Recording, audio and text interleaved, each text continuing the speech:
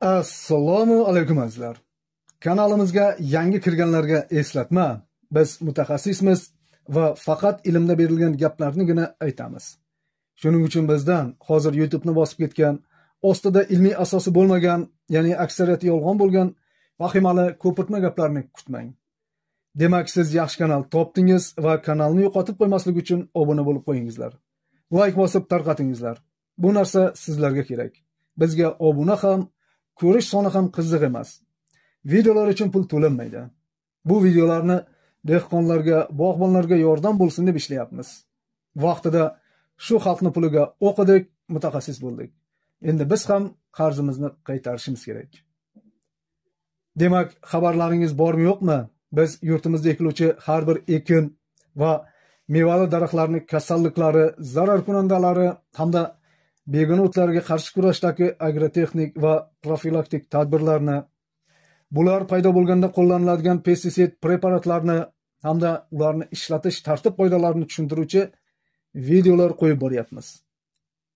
Bu videoda esa g'alla, ya'ni bug'doy va arpa ekinlarida uchraydigan boshoq fuzariozi kasalligi haqida gaplashamiz. Lekin sizga g'allada uchrovchi barcha kasalliklarning umumiy ma'lumotlari kerak bo'lsa, ularni bundan oldingi g'alla kasalliklari degan katta videoda aytganmiz. Yoki g'alladagi zarar kunandalar va yoki begona o'tlarga qarshi kurash bo'yicha ham alohida videolar qo'yganmiz. Unda nega boshoq fuzariozi bo'yicha yana video berilyapti deb hayron bo'lmangizlar. Gap shundaki, kimgadir boshoq fuzariozi, kimgadir zang kasalligini aynan o'zi kerak bo'lar. Bitta kasallik uchun 1,5-2 soatlik umumiy videoni ko'rib o'tirmangizlar. Vaqtlaringiz tejalsin degan maqsadda ayni o'sha bitta kasallik yoki zarar kunanda va yoki begona o'tiga qarshi kurash bo'yicha alohida kichikroq videolar qilyapmiz. Biroq sizlarga g'alla ekinlarini kasalliklari, zarar kunandalari va begona o'tlarga qarshi kurash bo'yicha barcha ma'lumotlar berilgan bitta video kerak bo'lsa, uni ham ishlaganmiz. Shu kanalning videolar bo'limida turibdi. Xo'p, bilamizki, juda ko'pchilik kasallik, zarar kunanda va begona o'tlarga qarshi kurashda faqat preparatlar ishlatiladi deb tushunishadi. Va kommentariyalarda ham buncha gapni cho'zasan, bizga tars-turs qilib preparatlarni aytda qo'y deb ko'p yozishadi. Yo'q, biz mutaxassismiz. Ilmda berilgan ma'lumotlarni soddalashtirib, lekin mukammal va batafsil qilib aytamiz. Ba'zi chalasavod agronom yoki agroaptekachilarga o'xshab sal narsaga pestisid tavsiya qilavermaymiz. Ham pestisidlar vaqt o'tgan sari eskiradi. Bu yil yaxshi ishlaganini 2 yildan keyin ta'siri kamayishi mumkin. Yoki undan arzon va yaxshiroqlari chiqishi mumkin. Mayli, endi sizlarning talablaringizga ko'ra kasallik, zarar kunanda va begona o'tlarga qarshi ishlatiluvchi o'zimiz sinagan pestisidlarning nomlari yoki tarkiblarini keltirib o'tamiz. Lekin bular ham hozir aytganimizdek qachondir eskiradi. So'rasalaringiz, o'sha vaqtda yangi chiqqan va yaxshiroq preparatlarni Telegramdagi dehqonchilik guruhida aytib boramiz. Guruh havolasi shu video ostida hamda kommentariyada berilgan. Yozuv oxiridagi yana yoki davomi degan so'zni bossangiz, yozganimiz to'liq chiqadi. Shundaki ko'k yozuvli havolani ustiga bitta bossangiz, o'zi guruhga o'tkazib qo'yadi. Xo'p, kirish qismi tugadi. Endi g'alla ekinlaridagi yuqumli kasallik bo'lgan boshoq fuzariozi va unga qarshi kurash haqida ma'lumotlar beramiz. Bu kasallikni zamburug'lar qo'zg'atadi. Bu kasallik past haroratli va sernam zonalarda ko'p uchraydi. Bunda boshoq gulqobiqlarda xira pushti, to'q sariq qizil yoki qizg'ish qavaraqchalar paydo bo'ladi va asta-sekin yoyilib boradi. Natijada boshoqning uchki qismida yoki butun yuzasida yalpi g'uborlar hosil bo'ladi. Ba'zan qizg'ish qavaraqchalar donda ham kuzatiladi.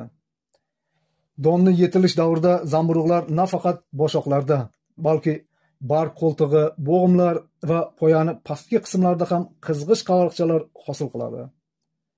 Bu zamburug'lar urug' unib chiqayotganda poyachani ichiga kirishi va shundan so'ng rivojlanishi mumkin.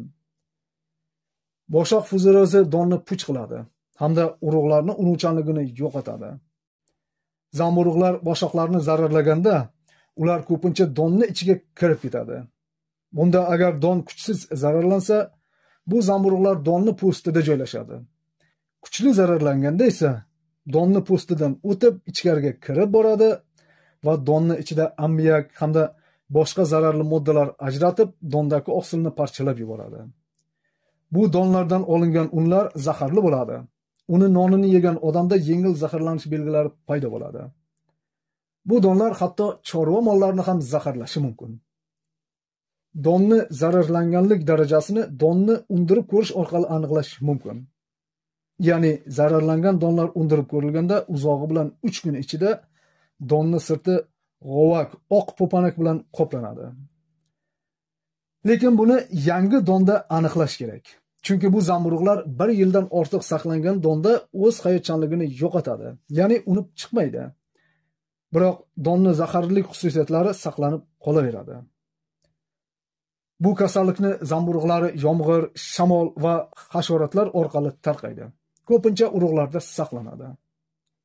Bu zamburug'lar namligi normadan ortiq bo'lgan donlarda ular saqlanayotganda ham rivojlanishi mumkin. Bunda donlar bir-biriga yopishib qoladi va katta qatqaloq ko'rinishiga kelib qoladi. Boshoq fuzariozini paydo qiluvchi zamburug' sporalarini rivojlanishi uchun minimal +10 gradus harorat talab qilinadi. Ya'ni ular shu haroratda kuchsiz bo'lsa-da rivojlana oladi. Qulay harorati +20 +30 gradus oralig'i. Ya'ni shu harorat oralig'ida ayniqsa kuchli rivojlanadi. Eng qulay harorati esa +25 gradus hisoblanadi. Maksimal harorati +32-35 gradus. Ya'ni havo harorati shundan baland bo'lsa, kasallik zamburug'larining rivojlanishi keskin pasayadi. Shuningdek, boshoq fuzariozini rivojlanishi uchun havo namligini ham ahamiyati katta. Ya'ni bu kasallikni tarqab ketishi uchun havo namligi yuqori, masalan, o'rtacha olganda 90-100% nisbiy namlik kerak. Yoki 2-3 sutka tinimsiz yomg'ir yog'sa ham kasallik infeksiyasi kuchayib ketadi. Umuman, boshoq fuzarioziga qarshi kurashishda ularni kuchayib ketish xavfi bo'lsa, ya'ni yuqorida aytilgan sharoitlar, nam havo va ularga qulay bo'lgan harorat ancha vaqt saqlanib turishi kutilsa, unda kasallikni birinchi belgilari paydo bo'lishi bilan fungisidlar qo'llaniladi. Ximikatlar ishlatish boshoq fuzariozi dalani 5% maydoniga tarqalgandan keyingina boshlanishi kerak. Chunki bitta belgi paydo bo'lgandan hashakalla hovliqib ximikatlarga yopishilmaydi. Avval kuzataylik, rostdan ham ko'payib ketish xavfi bormi?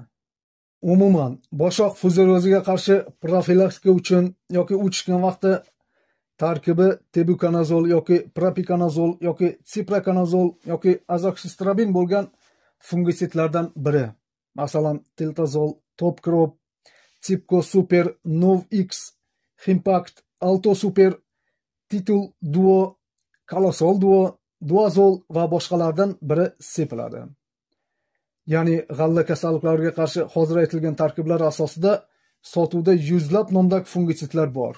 Men esimga tushganlarni aytyapman. Xo'p, demak kasallik tarqalib boshlagan maydonlarni sug'orishda nihoyatda ehtiyot bo'lish kerak. Ya'ni bu yerlarga boshoq fuzariozi to'liq yo'qolmagunicha suv quymaslik kerak. Chunki namlikni me'yoridan oshib ketishi bu kasallikni tez tarqalib kelishiga olib keladi. Kasallikka chidamlikni oshirish uchun naychalash fazasida barglarga kalsiy va fosfori ko'p bo'lgan suspenziya qilishga mo'ljallangan o'g'itlarni sepish kerak.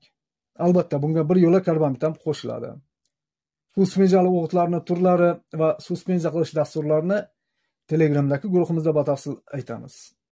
Boshoq fuzarioziga qarshi kurashishda yuqorida aytganlarimiz va shu kanaldagi g'alla yetishtirish degan videoda aytilgan agrotexnik tadbirlarning o'rni juda katta.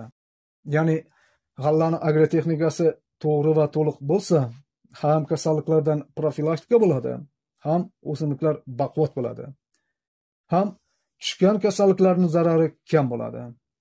Kasalliklardan himoya qiluvchi agrotexnik tadbirlardan birinchisi bu g'allani to'g'ri muddatlarda ekish. Va ko'chatlar ham qalin bo'lmasligi kerak. Chunki tub soni qancha qalin bo'lsa, o'simlik shuncha nimjon bo'ladi. Va bular kasallikka tez chalinadi. O'g'itlardan fosforli, kaliyli o'g'itlarni doimiy ishlatish, tuproqda mikroelementlar yetishmasa mikro o'g'itlar berish kerak. Bulardan tashqari, biz o'g'itlash bo'limida organik o'g'itlarning ahamiyatini aytdik. Organik o'g'itlar g'alla uchun eng keragi. U ham tuproq unumdorligini oshiradi, ham tuproqni barcha turdagi oziq moddalarga boyitadi. Keyingi tadbir bu g'allani baranalash. Ya'ni shamol kuchli bo'lmaydigan yerlarda g'allani bahorda baranalash ham hosildorlikni oshiradi, ham ko'p kasalliklardan asraydi. Ayniqsa qalin chiqqan g'allani qatorlarini ko'ndalanga barana qilib, ekinlarni siyraklashtirish kerak. Va oxirgi tadbir bu hosil yetilishi bilan dalada ko'p ushlab turmay yig'ishtirib olish hisoblanadi. To'g'ri, bu ishga bizda ko'p ham e'tibor berilmaydi. Aniqrog'i, kombaynlarning vaqtida topilmasligi natijasida g'alla to'liq pishgandan keyin ham ancha vaqtgacha dalada qolib ketadi.